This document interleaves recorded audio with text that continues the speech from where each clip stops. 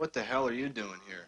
As your father's special assistant. You're an ass-kissing joke. And you're a lazy, self-centered twerp and an embarrassment to your family.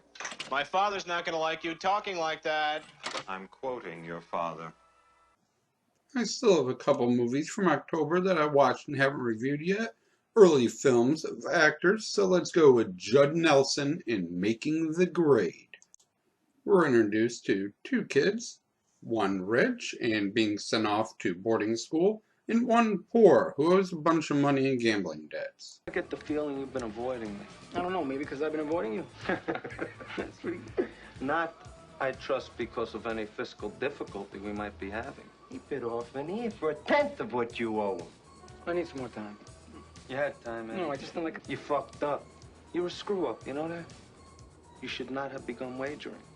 So now you must pay, or suffer.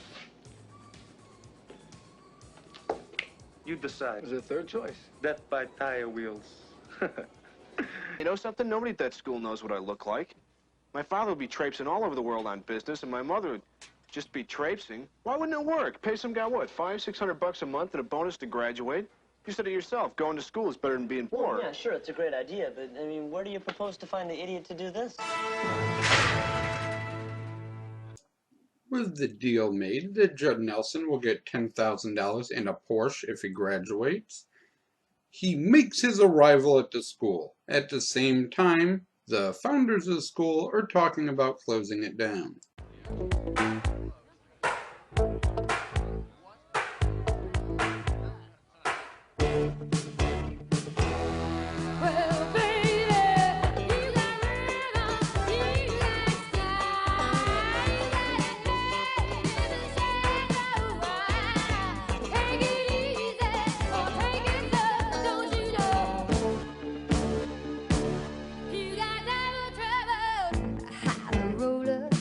Why don't you just close the doors? Well, I'm afraid I must agree with Mother. Our family has invested more than its fair share in the school. It's time the burden was shared by others. Well, I quite agree, but... Well, then do something about it. Hoover Prep can always become Hoover Village condominiums.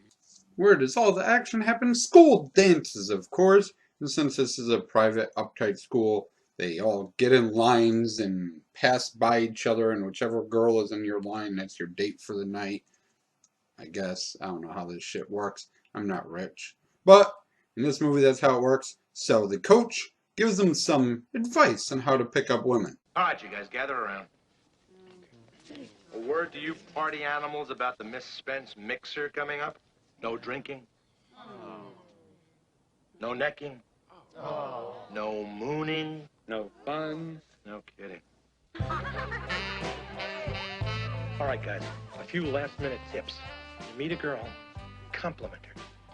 And nothing obvious like, wow, nice dress. Say something different. You say something different, they think you mean it. You should start looking for signs of arousal. What signs? Ripping off their panties. Yeah, there's a hint. Also, nipples. They're a dead giveaway. They're kind of like the plastic tab on a Purdue chicken. They pop up to let you know when they're ready. I was complimenting my date. Uh-huh.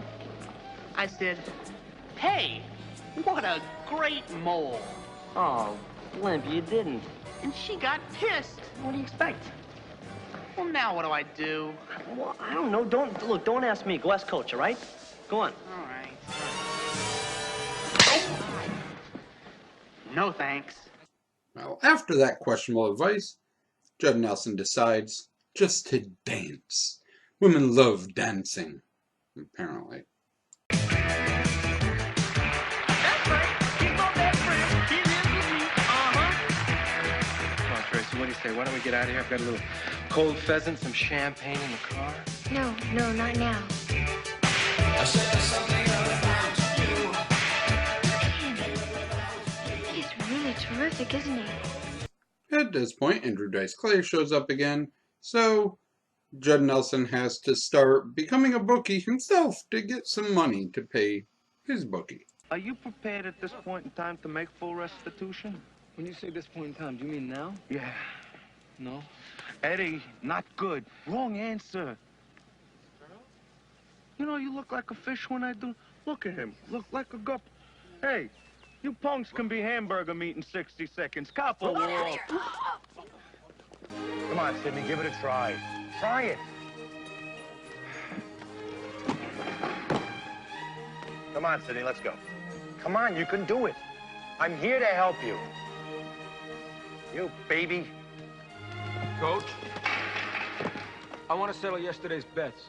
You played the Lakers, Lakers will lose. Come on, Sidney, let's go. Let's give it a try here. Come on, I'm right here. I'm going to help you. All right, Woodrow, what do I owe you? $110. $110? Let's just go back to dancing.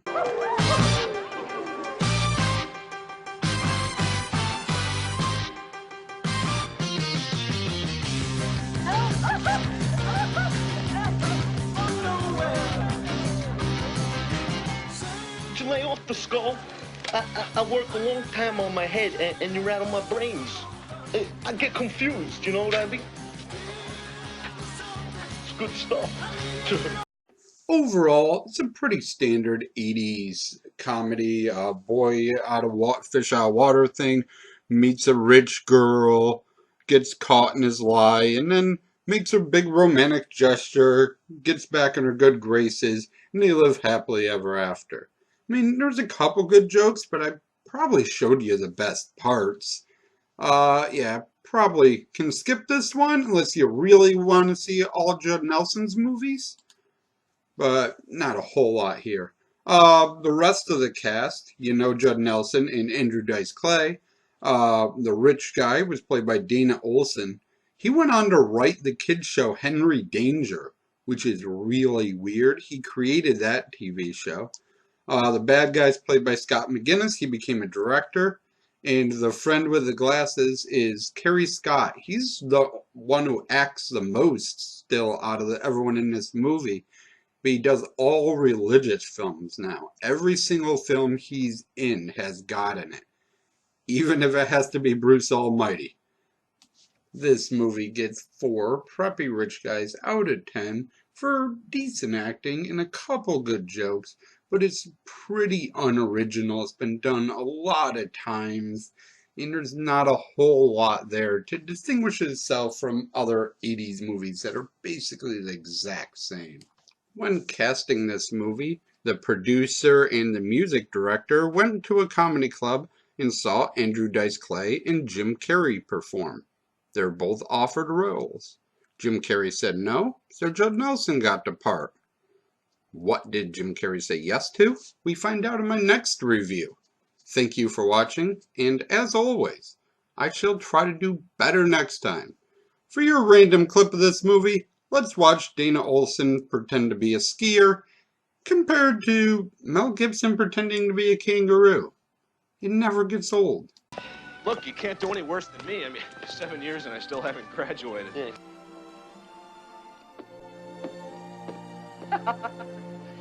That was my special imitation of a kangaroo. Oh, that was very good.